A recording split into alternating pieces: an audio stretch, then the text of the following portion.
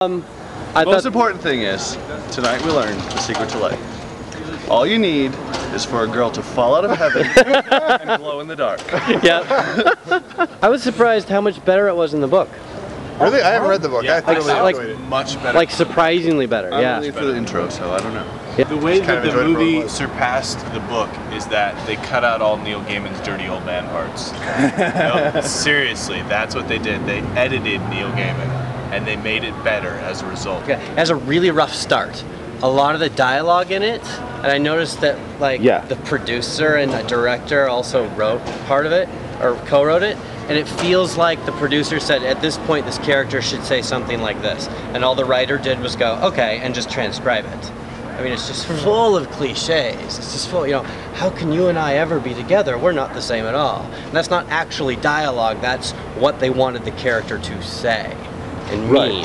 A lot of the key points felt really forced. Yeah. And it was exactly that was wrong with them. They just said things instead of showing it. There's no part of the story that explained it. The whole scene of her saying how much she loves him was only redeemable because she was talking to a mouse. Yeah. More or less. Yeah, I mean, besides that, it would have just been overflowing gushiness and pathetic. That whole action sequence in the witch's house and everything wasn't in the book at all, and it was incredible. Oh, it was great. It was so well done. I love it. You gotta admit, it's one of the most original sword fight scenes with the dead body. Dead body. That was. the If zombie fight anything's was gonna redeem it and stand forever, it's actually gonna be the end of the movie when it actually transcends anything Neil Gaiman wrote at all, which is interesting. I view the book as more of like a fairy tale because a fairy tale isn't always about all the action. It's not always about. It's about this more like stuff that should happen. Like in the book, the witches can't die because they're supposed to be the weird sisters. They're the three sisters that. They represent a lot more. Yeah, it's a literary, exactly. Yeah, and so that's what a fairy tale is. It represents a lot more. Not that I'm dissing the movie at all. It's just more of a fantasy than fairy tale in my mind. It was just a lot of fun. It was 1,000 times better than the trailer. Yeah. Oh my goodness. Definitely.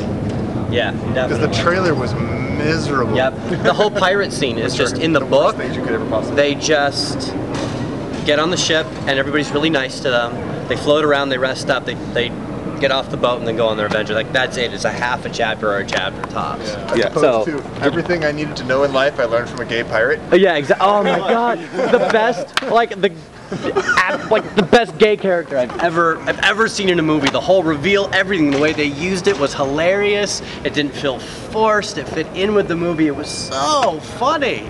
It was absolutely funny, and they mined it for all the humor they could get out of it. It was great. You have to say that the director should really stick to montages and one-liners, because that's where he just shines. Yeah. And everything else is kind of like, eh. Yeah. Yeah, but every time they just stopped talking and cut the camera to a bunch of different scenes, it was awesome. Yep. The beauty of the character, though, is in the innocence. That's what they did that made her really beautiful. Was that they made her very innocent. Yeah. And that was something that you don't see very often, because it's hard to. I think it's hard for most people to conceive of a character that's very innocent like that, because she's good too. She's innocent and good. She's not just neutral, which I think is really, really important to making her beautiful. Great. That's an interesting thought. I missed it. We were over here talking about sex. Brian had a thought about innocence and purity while you were talking about sex. Oh really? No. Wasn't as funny as our conversation over here because you missed it. So, does it live up to The Princess Bride?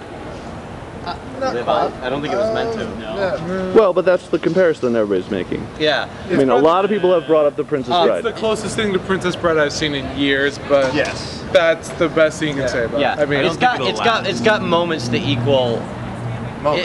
All of The Princess Bride is at a level that this movie achieves in moments. Absolutely agree. Yeah. I absolutely adored the ghost princes. Yeah. That was fantastic. They were Built-in little peanut conceit that gallery. was Yeah.